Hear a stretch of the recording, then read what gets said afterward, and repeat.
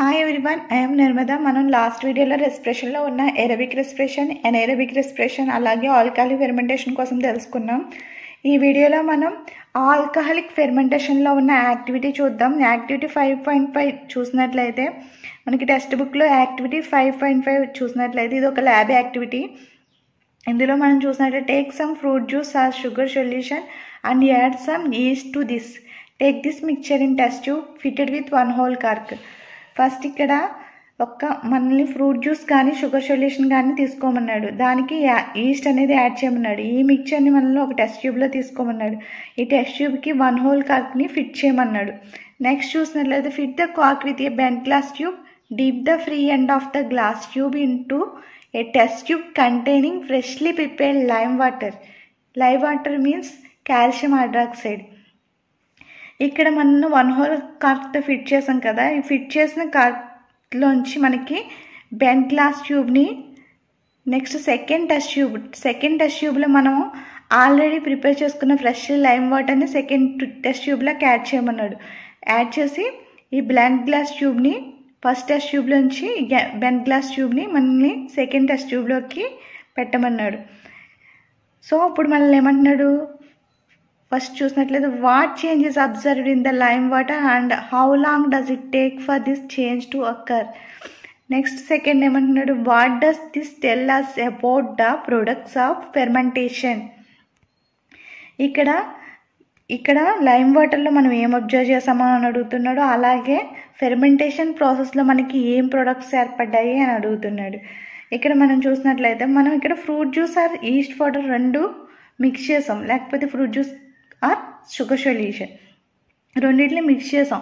Mix చేసినప్పుడు మనకి ఇక్కడ ఫెర్మెంటేషన్ ప్రాసెస్ అనేది జరుగుతుంది అనమాట. ఫెర్మెంటేషన్ ప్రాసెస్ అనేది జరుగుతుంది. ఈ ఫెర్మెంటేషన్ ప్రాసెస్లో రిలీజ్ అయిన కార్బన్ డైఆక్సైడ్ అనేది బెంట్ గ్లాస్ ట్యూబ్ ద్వారా లైమ్ వాటర్లోకి వస్తుంది. లైమ్ వాటర్లోకి రాగానే మనకి ఇక్కడ లైమ్ వాటర్ అనేది టర్న్ మిల్కీ వైట్ కలర్లోకి చేంజ్ అవ్వడం అనేది జరుగుతుందనమాట. ఇక్కడ ఫెర్మెంటేషన్ ప్రాసెస్లో మనకి ఆల్కహాల్ అనేది ఫామ్ అవుతుంది.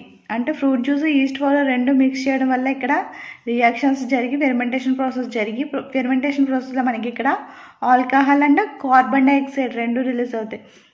So alcohol carbon dioxide release అవుతాయి అన్నమాట.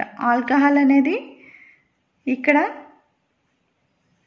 By product. ఇక్కడ మనకు ప్రొడక్ట్స్ ఏంటి అన్నాడు కదా, ఆల్కహాల్ అనేది ఇక్కడ ఒక ప్రొడక్ట్ అనమాట. Next carbon dioxide. ఈ కార్బన్ డైఆక్సైడ్ అనేది లైమ్ వాటర్ని మనకి మిల్కీగా చేంజ్ చేసింది అనమాట. ఈ యాక్టివిటీలో మనకి షుగర్ అనేది ఈస్ట్తో కలిసి ఫెర్మెంటేషన్ ప్రాసెస్ చేసి ఆల్కహాల్ అనేది ఫామ్ అయింది కనుక దీన్ని మనం ఆల్కహాలిక్ ఫెర్మెంటేషన్ అని కూడా చెప్పచ్చు అనమాట. నెక్స్ట్ రెస్పిరేషన్లో ఉన్న యాక్టివిటీ 5.4 చూసినట్లయితే ఈ యాక్టివిటీ 5.4లో మనల్ని first take some freshly prepared lime water in a test tube. First freshly prepared already prepare చేసి పెట్టుకున్న లైమ్ వాటర్ని మనల్ని ఒక టెస్ట్ ట్యూబ్లో తీసుకోమన్నాడు. Next blow air through this lime water to turn milky. అందులోకి మనల్ని గాలి అనేది ఊదమన్నారు అనమాట. అది నెక్స్ట్ అప్పుడు లైమ్ వాటర్ అనేది మిల్కీగా టర్న్ అయింది. యూజ్ ఎ సిరింజ్ ఆర్ పిచికారీ to pass air throw some fresh lime water taken in another test tube. Next syringe ద్వారా కానీ నెక్స్ట్ పిచికారీ ద్వారా కానీ మనల్ని ఎయిర్ అనేది నెక్స్ట్ అనదర్ టెస్ట్ ట్యూబ్లోకి అందులో కూడా మనం ఫ్రెష్లీ ప్రిపేర్ చేసి పెట్టుకున్న లైమ్ వాటర్ అనేది యాడ్ చేసాం. సో ఆ టెస్ట్ ట్యూబ్లోకి మనల్ని ఇక్కడ ఎయిర్ అనేది మనల్ని పిచికారీ ద్వారా కానీ సిరింజ్ ద్వారా కానీ మనల్ని పంపించమంటున్నాడు అనమాట. Note how long it takes for this lime water to turn Milky.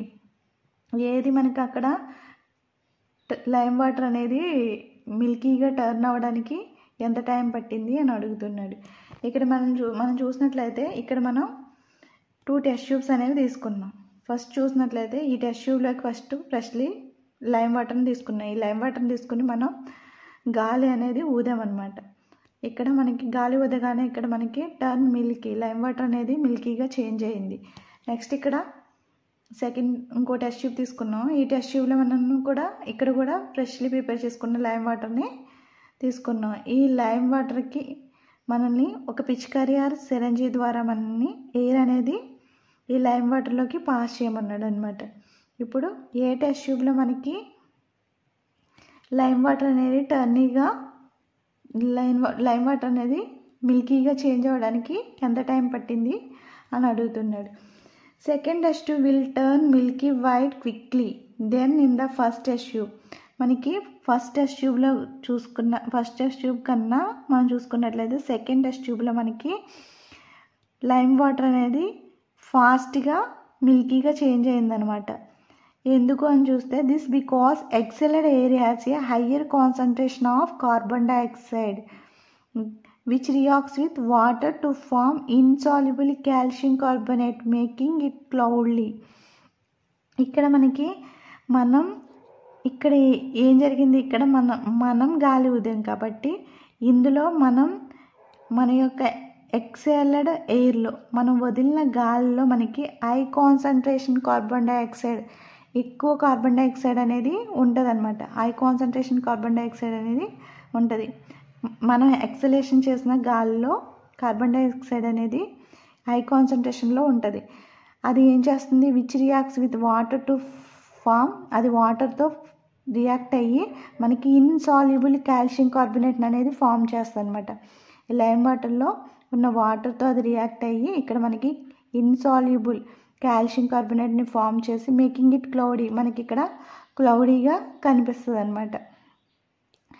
అందువల్ల మనకి ఫస్ట్ టెస్ట్ ట్యూబ్లో కన్నా మనకి సెకండ్ టెస్ట్ ట్యూబ్లోనే ఫాస్ట్గా అంటే క్విక్లీ వితిన్ సెకండ్స్లో మనకి ఇక్కడ లైమ్ వాటర్ అనేది మిల్కీగా చేంజ్ అయిందనమాట.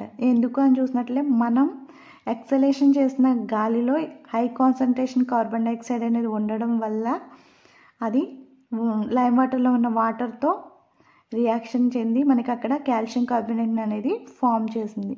సో అది మనకి క్లౌడీగా కనిపిస్తుంది అనమాట. అందువల్ల మనకి ఫస్ట్ టెస్ట్ ట్యూబ్లో కన్నా సెకండ్ టెస్ట్ ట్యూబ్లో ఉన్న లైమ్ వాటర్ ఫాస్ట్గా మిల్కీగా టర్న్ అవుతుంది. Okay, thank you.